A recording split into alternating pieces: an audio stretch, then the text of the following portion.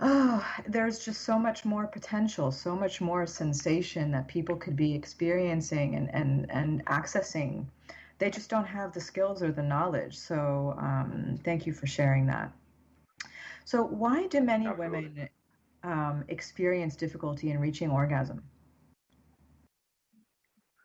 Okay, so the the experiencing difficulty, that's of course an opinion, and I'm going to this would allow you to drop that, and not everyone else to drop that is listening to this. There is no difficulty to experiencing orgasm. Hmm. There is definitely a conditioned response that is producing the idea that it's difficult, right? And so Mm-hmm. we have a conditioned response based on what we've either been taught or based on how we've been working with our sexuality, working with our genitals, and the kinds of connections that we produce in our relationships. And so, yeah, for most women, for the most part, actually, they touch themselves, they know how to get off. Mm-hmm. There's Yeah. no difficulty at all, right? Right. I'm like, oh yeah, I know this. I just got to do this, like play with this little button here, and wow, it's off, right? so, so there's no difficulty. There Yeah. is definitely though a beautiful, and I want to say this like particularly, there is a beautiful quality to the female body and its desire to want to withhold the pleasure of orgasm for that special someone or for that special time or for Hmm. a particular type of connection in order to be able to release into that full expression. And so Hmm. for some female bodies, that is the case, and that shouldn't be shamed or that shouldn't be Yeah. made wrong. It's actually a Yeah. beautiful thing, like Yeah. because the orgasm is is for the most part in certain percentages, maybe not a big percentage, directly tied also, like in the male body, to procreation. And so if she's not a full hell yes to wanting Yeah. to procreate with this person, and if that's not open, if that door is not open, then there can be a quote unquote difficulty in reaching climax because that full surrender to the experience is not there. So I Yeah. just wanted to kind of like lay that down first. The second thing I want to talk about in terms of like difficulty is that a lot of the sexual experience is oriented to the male body, to where the male body wants a lot of this thrusting stimulation in order to feel sensation in the frenulum and in the penis gland, so that the ejaculation occurs. And that is Mm-hmm. not necessarily the movement for the female body in order for her orgasmic pleasure to arise and occur. And I had to learn this over time. I thought, oh, what feels good to me is going to feel good to her. And instead, what happens is they feel an increase of sensation that is overwhelming, and they may make a lot of noise because of it, but that doesn't necessitate that they're also feeling pleasure or that they're feeling Yes. orgasm per se. Maybe they're feeling pleasure in the nuance of we're connecting and my partner is enjoying, so I'm enjoying, but not necessarily feeling orgasm in the sense that we're thinking about in terms of a peak and then a release at the end. Yeah. And Yeah. Yeah. finally, Yeah. I want to kind of like shed and throw away the idea that orgasm is necessitates a particular peak, right? This idea that, oh, I orgasmed because I got to this point where it was too intense, and then now I'm in this relaxation phase, right? We Hmm. got to let go of that as a definition and really think about all the nuances of sensations and ways in which we can feel pleasure is orgasm, and that you are Yeah. having pleasure.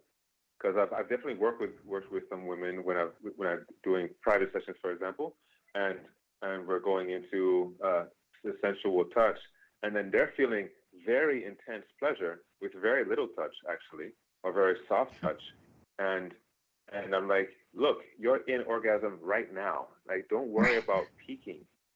Yeah. Like, Yeah. that's not the focus. There's no goal. Like that, like here you are, we're in the pleasure now. Be with that rather than trying to get somewhere with that. And do that with your partner, do that with yourself, like try to focus on the pleasure more than some kind of a finish line. And then that will improve the experience overall. Make orgasm an accident. Like, whoops, oh, I just kind of went over climax. Wow, that was amazing, but not the focus. Make that type of Yeah. orgasm the accident. Yeah, that's a game changer, without a doubt. Yeah. Is taking that goal-oriented mindset out of the act of lovemaking, just in and of itself makes it more orgasmic. So, yeah. So, what piece of advice would you give to men if their woman is not feeling orgasmic? I'm now being careful with using the word difficulty, but if she's just not feeling it, what can he do to help? Okay, so the first thing you want to do, my friend, is you want to assess what is your role, not them. You don't want to assess them ever. You want to assess your role. What role are you playing in the sexual experience, and how is that in giving her the space to grow into her pleasure, or maybe inhibiting that ability to occur? Because a lot of the dynamics, and I'm going to talk about this heterosexual norm, the dynamics between male and female play is that the male is, I wouldn't say aggressively, but they're normally the predominant person that is pushing towards the sexual act, like wanting it and like really trying to orchestrate something for that to happen. And the female is finding a way to surrender to that experience and open to it. And so I want you to flip that on its head, actually, gentlemen out there listening to this. I want you to completely flip that on its head and actually refrain from putting pressure on her about sexual acts. I know a lot of guys are like, what? Are you telling me I don't have sex? No, I'm not telling you don't have sex. I'm telling you to be patient and wait for her desire to expand into wanting to have sex. And then when she gets to that place where she's the one now like, oh, I really would like to engage sexually with you, that you in that step, you wait even more. And you want to start building the sexual tension now, and like maybe do soft touches and caress and massage and kiss, and try to bring the intensity of her desire out.